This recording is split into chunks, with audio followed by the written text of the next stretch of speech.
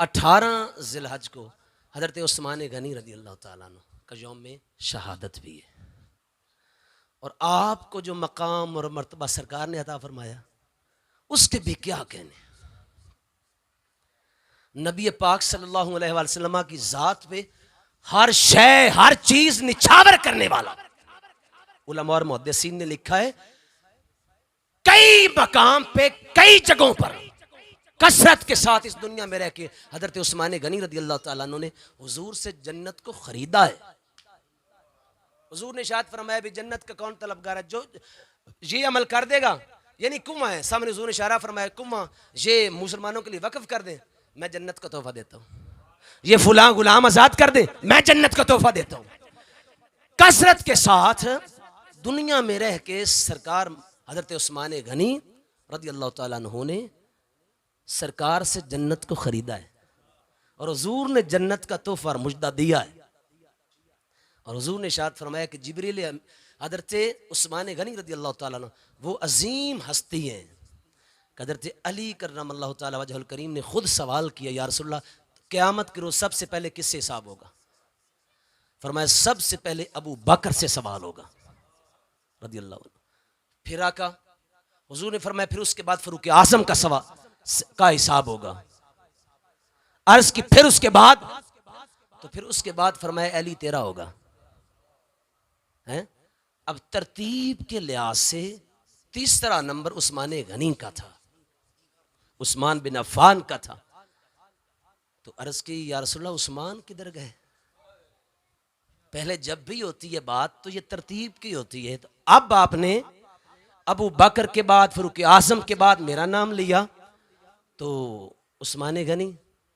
तो हुजूर अलैहिस्सलातु वस्सलाम ने इरशाद फरमाया कि उसने मेरे ज़ाहिर में भी मेरी मदद की, यानी जब भी दीन के लिए कुछ तलब की तो पेश कर दिया, बातन में भी मेरे मुआमिन रहे, मेरे साथ साथ रहे। सो मैंने अल्लाह के दरबार में दुआ की कि मौला करीम क़यामत के रोज़ उस्मान से हिसाब ना लेना, क़यामत के रोज़ उस्मान से हिसाब ना लेना। या रसूल अल्लाह हक जार जार या अली या गौसे आली जिंदाबाद। तो वैसे तो सारे सहाबा याद रखें तकवा के आला मकाम पे फायज थे। सारे सहाबा साहिबान तकवा है। तो फिर जब हम इनका जिक्र करते हैं तो फिर जिक्र करते करते हर पहलू को देखते हैं। तो जहाँ अल्लाह की ज़ात ने आपको दौलत दी, साहिब सरवत बनाया, उसके साथ साथ खशीयत और तकवा इस कदर था कि आपके ग़ुलाम एक थे हनी है, वो कहते हैं कि जब भी कब्रिस्तान से गुजरते या कब्र को देखते इतना रोते कि दाढ़ी तर हो जाती। एक मरतबा फरमाते शीशा देख रहे थे, दाढ़ी में चंद सफ़ेद बाल देखे हज़रत उस्मान गनी तो रोने लग गए। अर्ज़ की हज़रत खैर है? तो फरमाते हैं कि मौत ने दस्तक दे दी है और उस्मान ने अभी तक तैयारी नहीं की है। और फिर जब आपकी शहादत हुई 18 ज़िलहज को, आपकी शहादत हुई, आपकी ज़ौजा फरमाती हैं जो पिछली शब गुजरी है ना सारी रात अल्लाह की इबादत करते रहे और कुरान की तिलावत करते रहे।